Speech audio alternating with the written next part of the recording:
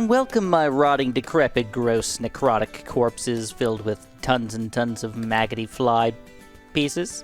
It's SJB here, and hopefully I didn't make you guys feel too bad or gross you guys out too much, because I was really talking about this upgrade, the Arcane Mastery. Or rather, the way Arcane Mastery used to be. Arcane Mastery sucked balls. Let's not beat around the bush. It just did. But it more recently has become pretty good. It's like an okay upgrade, especially for a third-tier wizard upgrade. It can get you started in the game. It's pretty strong against strong Bloons. Good on, the early 20s here, as you could easily tell. It's just kind of powerful, actually, doing 3 layers of damage. And you can easily get yourself some camo detection with this puppy to make it actually do a lot. The only thing that it really can't do, this is almost freaking perfect, dude, is pop purple Bloons. Right, look at this. Check this out. Purple Bloons. But most other towers don't have a problem with purple Bloons, so, if you have, like, one weakness and you can easily just defeat that weakness, then it's really not that big of a weakness at all. But there is one sad thing. Round 28's coming up here, and that's lead Bloons. So you're going to see what's going to happen with that guy, right?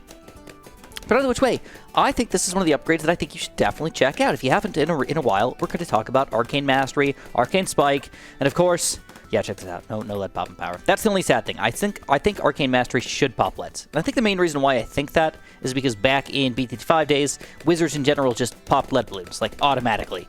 So it feels bad that they can't do it even with the third-tier tower, But what I want to do is I want to combine this with a mortar. This is going to be the base of our strategy. But I also want to go for a village here to make sure everybody's kind of like happy and getting some good crap in here. So let's just kind of get our base set up here. You're going to watch everything become so easy. Chicka,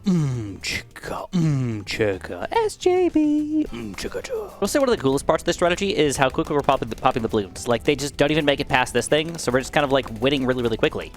Even on these somewhat difficult rounds, 37 and whatnot, we're still just demolishing them kind of as they walk in. It just makes it seem like it's better than it actually is. Kind of, a little bit. And we've got over $4,000 saved up. So I'm actually curious how the mob's going to go. I don't think we're going to pop it with what we currently have, and I definitely want to get my mortar up to a top path 4th tier eventually. But I don't know. I think I'm going to try to just have Pat kill it. We'll get lucky. We'll smack it backwards, let the Arcane Mastery do some damage to it, and maybe by the time it wraps around here, we'll just eventually kill it. Because we're so close to getting an Arcane Spike already by round 40. It's kind of weird. Really weird, actually. All right, let's check this out. Let's see what's going to happen here. Let's get lucky with some Pat action. Come on. How we doing? Yeah, he's not doing a lot of damage. That's the main thing here. Not doing a lot of damage. Uh-oh. We get a good couple smackbacks. A lot of good smackbacks. We got a good chance here. Ooh, I'm not microing. Oh, it didn't matter. We didn't need a micro. Ho-ho! The power of the Arcane Mastery. All right, can I be honest and think... can I say that I think Arcane Spike should actually be the name of the 3rd tier, and Arcane Mastery should be the name of the 4th tier. And by the way, camo detection. I didn't actually buy camo detection on my village yet. The only one that's got camo detection is this wizard right here. So, believe it or not, he soloed around 42 even. So that, he's just a good tower. But we gotta watch out. We do have some camo purples coming up in here, and we don't want to lose to those guys. So it's time for our radar scanner, and we'll have it for the rest of our towers for the rest of the game. Definitely good news here. So I would say that most people don't underestimate the Arcane Spike, but I would say that most people don't go for it as an early game tower. It's more of a Moab popper, right? But don't underestimate what it's doing right now on round 49. This is pretty absurd. It just dominated all those ceramic Bloons, and now we got regens coming in here, and you're going to look at the pop count on everything. This guy's got 23,000, 500, 5,000, 400. He's doing pretty much everything. Harry! Yo, wizard, Harry! Alright, it's round 63, and upsettingly, we did not make it to the Archmage. We needed a few $100s to make it. I think about $1,000 to make it happen, so instead we've got to go for a big one, which is not upsetting or anything like that. It's just kind of lame that, you get so close to something and you just know, I can't pop round 63. I just know it. This wizard, he does have some weaknesses. Even though he's really, really, really good, he does have some weaknesses here. So let's talk about them really quickly and talk about why this combo is working well and not just the wizard is just soloing everything kind of situation. Because that is not accurate. The wizard is not just soloing everything. It really is the combo factor. So the wizard's really, really good against higher tier Bloons. Specifically, it's good against Moabs. He's kind of designed to pop Moabs, or kind of ceramic-y type Bloons, but they're not usually in huge bundles. He likes to have smaller bundles, just delete him down to nothing because his damage is high, but his pierce is kind of low, even though he has kind of like a damage pierce combo going for him. which is kind of an interesting tower, by the way. Not a lot of towers have something like this. It's kind of like a Super Monkey-like attack, almost, with a little bit less speed than a Super Monkey attack. By the which way, you do need some extra popping power, and that's exactly what the big one does. He pops balloons, especially big chunks of balloons. And then, of course, you're going to need something else to make sure that you slow down the balloons and just kind of clean up any other big chunks of balloons coming out, and that's what Pat Fusty's for. So we get a hero. That's why I decided to pick Pat for us, and he's obviously dominating right now. So in a few rounds here, we should be able to afford our Archmage and really start to show the domination factor. But for now, we do have to kind of wait for that. All right, good timing here. We're going to get an Archmage on round 69. Now, this is where you start to run out of direct weaknesses. Archmage pretty much doesn't have anything that I'm just like, nope, he can't do that. If he did have a smidge of a thing that he's better against, he's still better against Moabs and weaker against Bloons, but there is no one thing that he's really bad against. He even has automatic, obviously, DD popping power, and he even decamowizes the Bloons. If you notice, there's going to be a shimmer coming out every once in a while, which is weird that he's got a shimmer, but he basically stole the shimmer from the 3rd tier wizard down here and just allows you to decamo the Bloons. So you can even decamo DDTs and allow your other towers to do stuff, even if you couldn't build a village or had a village weakness or something like that. So, any which way, this guy's going to dominate for a really, really, really long time. So I think it's about time to start saving up for our other tower that's going to counter every other weakness that he's got, which is just big, huge chunks of balloons. Specifically around 94 or 96 or 98 or maybe even something somewhere in the middle of all of that, I guess. But that's where this guy comes in. And we're going to go for the biggest one, which I've really been liking this cross path of Barney stuff lately. I could go for a fast reload if I want to, but I feel like Pat's the slower downerer, and this guy's the damage doer. So it's a good combo, in my opinion. But we still need $26,000 here, so we're going to be here for a little while before we're allowed to get that guy. Officially 80 plus here, which means lots of money is going to be flowing in our pockets here for a couple of rounds. And we're funneling it forward to the biggest one. Now, of course, we've got another 17 rounds or so to make extra cash flow, so what are we going to do with it all? Well, what I really want to do is I want to support these 2 towers, and that's kind of all I really want to do. I mean, we can build a couple things that don't necessarily directly support them, but I really just want to try to directly support them and just see what we can do with this. And here it is. This is my combo. This is a fan-frickin-tastic combo, and honestly, if anybody needs to get nerfed, it might be the Archmage over the biggest one. I just want to throw out there that this is just good. It's really weird to find 2 towers that just work so frickin' well together that you can pop almost anything in the game, but it just frickin' works, dude. So here it is.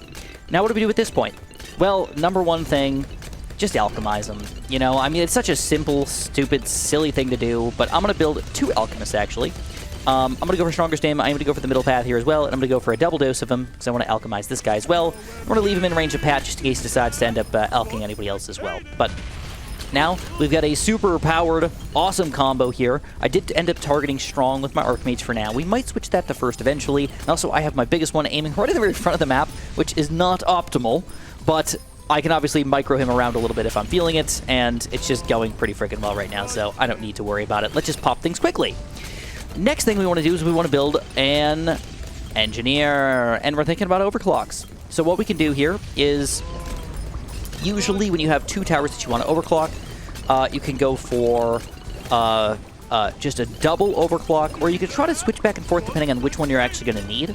So in this situation, I think if we, for example, know DDTs are coming out, maybe we'll boost the Archmage. If we know that big chunky Bloons are coming out, maybe we'll boost the biggest one. And that's why only 1 overclock is actually necessary for us.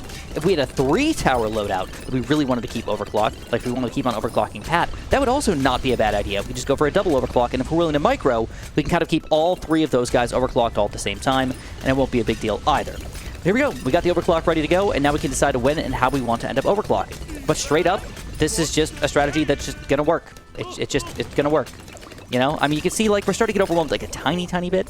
This is a DDT round. Let's boost up our Archmage. One of the things is I do have him on Strong still. And I think the smarter thing to do is actually leave him on first if I was worried about Bloons sneaking through our defense. But right now, I'm just trying to kill everything, like, really, really quickly. So now that I have a big Bloon level coming out, let's boost the biggest one. Ba-doink. Also, haven't really been using Pat Fusty's abilities at all, so let's get those guys going and make sure we boost everybody up to the max. All right, now we've got DDTs coming off around 95, so we can switch back to an overclock on our Archmage here. I'm still not feeling like we're going to run into any issues here, but you never really, really know. Here we go. Nice Archmage boost. And let's switch him to first here just so no random Bloons sneak through our defense. I don't think they will. But dang, look at this, dude. We're demolishing DDTs as they walk in the map. How absurd is that, dude? Holy bejesus. All right, I guess we're just going to use it. We're going to use Pat Fussy's ability here for 96.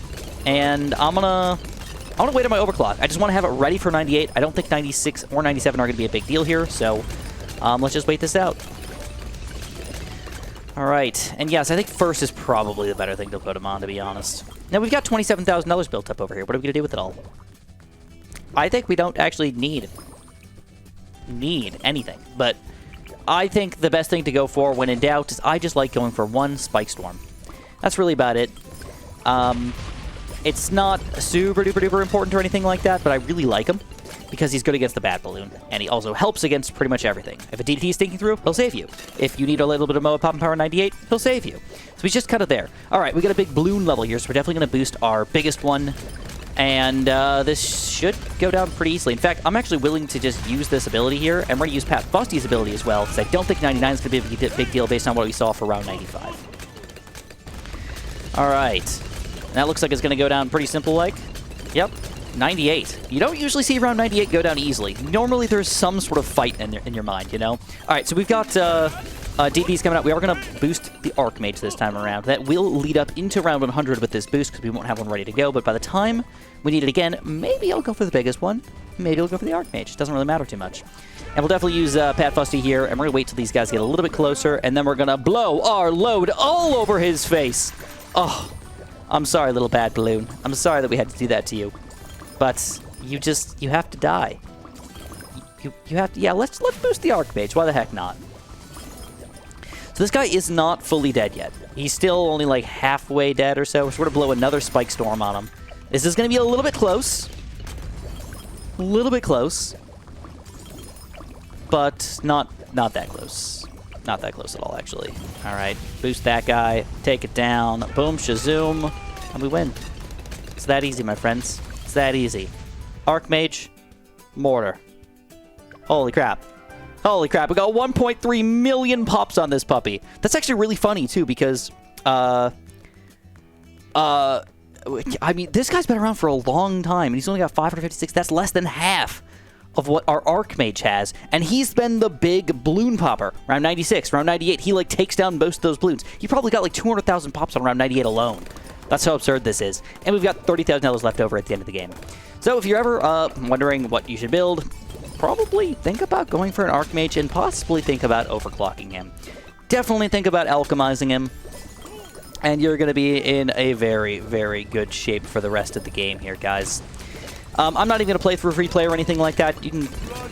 Yeah, I don't know how long we'd actually survive here, but I honestly think we might survive a little while. But I'm not going to play it out. We're just going to go for it and end on a hardcore chimps win. If you guys enjoyed, make sure you press that like button. Make sure you subscribe and have a super duper delicious day.